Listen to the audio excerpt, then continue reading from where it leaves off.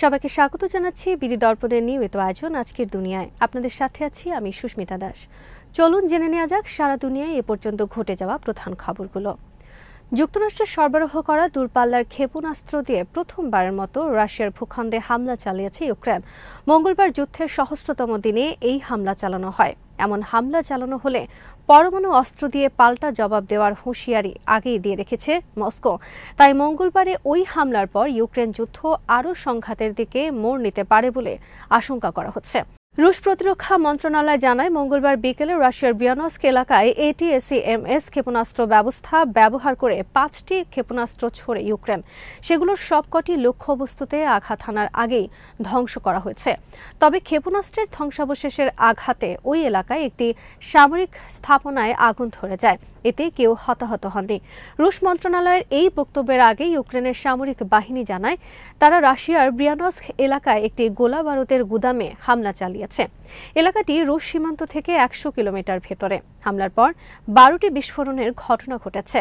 ওই হামলায় ATACMS ব্যবহার করা হয়েছে কিনা সেটা তারা নিশ্চিত করেনি।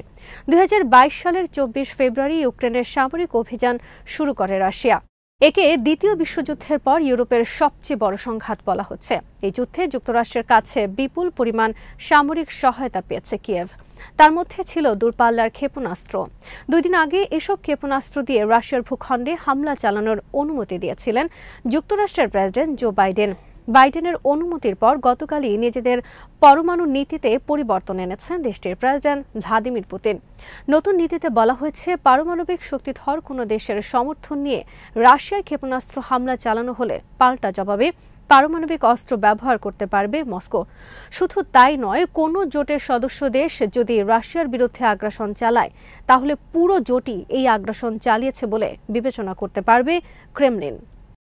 দক্ষিণ লেবাননের ছোট শহর মার্কাবার কাছে ইসরায়েলি বাহিনীর একটি অগ্রসরমান দলের ওপর 3 দফায় গেরিলা হামলা চালিয়েছে হিজবুল্লাহর যোদ্ধারা।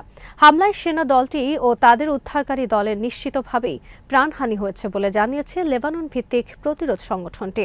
আল মায়াদিনের খবরে বলা হয়েছে, ইসরায়েলি সেনা দলটির ওপর প্রথম হামলাটি হয়েছে মঙ্গলবার রাত 10টার সময়।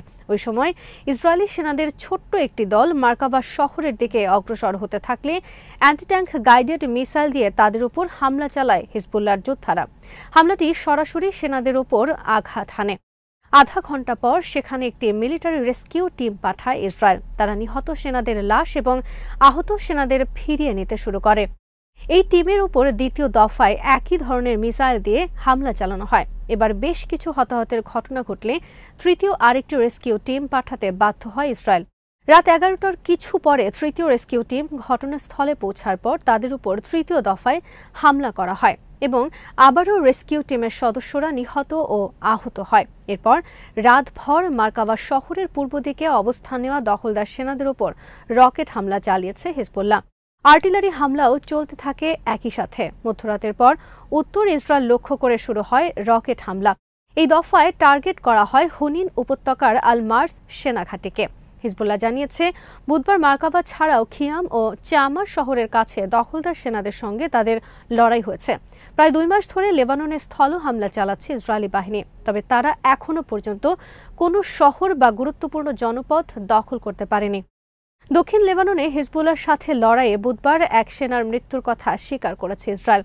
ইহুদিবাদী দেশটি যুদ্ধে তাদের প্রকৃত ক্ষয়ক্ষতির কথা স্বীকার করে না বলে মনে করা হয়, কারণ যুদ্ধে সেনার মৃত্যু হলে দেশটির জনগণ বিক্ষোভে ফেটে পড়ে এবং যুদ্ধবন্ধের দাবি জানায়। হিজবুল্লাহ জানিয়েছে, দক্ষিণ লেবাননে হিজবুল্লাহর স্থল অভিযান শুরু হওয়ার পর তারা 110 জনের বেশি ইসরায়েলি সেনাকে হত্যা বা মারাত্মক আহত করেছে। আর দ্বিতীয় দফায় অভিযান শুরু হওয়ার পর নিহত হয়েছে 18 সেনা, আহত হয়েছে অন্তত 32 জন। এছাড়া হিজবুল্লাহর হাতে দখলদার বাহিনীর 48টি মার্কাভা ট্যাঙ্ক, 9টি মিলিটারি বুলডোজার, 2টি সাজোয়াজান ও 8টি ড্রোন ধ্বংস হয়েছে। 2 দফায় খিয়াম শহরের কাছে গিয়েও প্রতিরোধের মুখে ফিরে আসতে বাধ্য হয়েছে ইসরায়েলি বাহিনী। ফিলিস্তিনের প্রতিরোধ আন্দোলন হামাস তার রাজনৈতিক দপ্তর কাতার থেকে তুরস্কে স্থানান্তর করেছে বলে ইসরায়েলি গণমাধ্যমগুলো যে খবর প্রচার করেছে তাকে মিথ্যা ও প্রমাণ অযোগ্য প্রচারণা বলে কঠোর ভাষায় প্রত্যাখ্যান করেছে হামাস। হামাসের একাধিক সূত্র বলেছে, এটি হচ্ছে এমন একটি অসভ্য গুজব যা দখলদার সরকার মাঝে মধ্যে প্রচার করে বেড়ায়। ওদিকে আঙ্কারার একটি কূটনৈতিক সূত্র হামাসের রাজনৈতিক দফতর কাতার থেকে তুরস্কে স্থানান্তরের খবর অস্বীকার করেছে। সূত্রটি বলেছে, হামাসের রাজনৈতিক দপ্তরের সদস্যরা প্রায়ই তুরস্ক সফর করেন, কিন্তু ওই দপ্তরটি তুরস্কে স্থানান্তর করা হয়েছে বলে দাবি করা হচ্ছে তা সত্য নয়। তুরস্কের পররাষ্ট্র মন্ত্রণালয় ইসরায়েলি গণমাধ্যমের এ সংক্রান্ত খবর প্রত্যাখ্যান করেছে। মন্ত্রণালয় বলেছে, হামাসের রাজনৈতিক দফতর কাতার থেকে তুরস্কে স্থানান্তর করার খবরে সত্য প্রতিফলিত হয়নি। সোমবার ইসরায়েলি দৈনিক টাইমস অফ ইসরায়েল একজন আরব কূটনীতিকের বরাত দিয়ে দাবি করে, হামাসের প্রবাসী নেতাদেরকে গত সপ্তাহে কাতার থেকে বের করে দেওয়া হয়েছে এবং তারা তাদের দফতর তুরস্কে স্থানান্তর করেছেন। এদিকে কাতারের পররাষ্ট্র মন্ত্রণালয়ের মুখপাত্র মাজেদ বিন মোহাম্মদ আল আনসারি তার দেশ থেকে হামাস নেতাদের বহিষ্কারের খবরকে ত্রুটিযুক্ত বলে মন্তব্য করেছেন। তিনি বলেন, যদি হামাসের অফিস বন্ধ করে দেওয়ার সিদ্ধান্ত হয় সেটা আমরাই ঘোষণা করব। 2012 সাল থেকে হামাসের প্রবাসী নেতারা কাতারের রাজধানী দোহায় অবস্থিত রাজনৈতিক দফতরে দায়িত্ব পালন করে আসছিলেন। তবে হামাস নেতাদেরকে আশ্রয় দেওয়ার কাতারি পদক্ষেপকে ভালো চোখে দেখেনি ইসরায়েলের প্রধান সহচর আমেরিকা। মার্কিন সরকার সাম্প্রতিক সময়ে কাতার থেকে হামাস নেতাদের বহিষ্কার করার জন্য দোহার উপর ব্যাপক চাপ সৃষ্টি করেছে, তবে সেই চাপে নমনীয় হয়নি কাতার। তুরস্কের প্রেসিডেন্ট রিসেপ তাইপ এরদোয়ান জানিয়েছেন, দখলদার ইসরায়েলের প্রেসিডেন্টকে বহনকারী বিমানকে তাদের আকাশসীমায় উঠতে দেওয়া হয়নি। আজারবাইজানে জাতিসংঘের জলবায়ু পরিবর্তন সম্মেলন COP29-এ যোগ দেওয়ার কথা ছিল ইসরায়েলি প্রেসিডেন্টের। আর ইসরায়েল থেকে আজারবাইজানে সবচেয়ে কম সময় যেতে হলে তাকে তুরস্কের আকাশসীমা ব্যবহার করতে হতো, কিন্তু ইসরায়েলি প্রেসিডেন্টের বিমানকে নিজেদের আকাশে ঢুকতে দেয়নি তুরস্ক। G20 সম্মেলনে যোগ দিতে বর্তমানে ব্রাজিলে আছেন তুর্কি প্রেসিডেন্ট, সেখানেই এমন তথ্য জানিয়েছেন তিনি।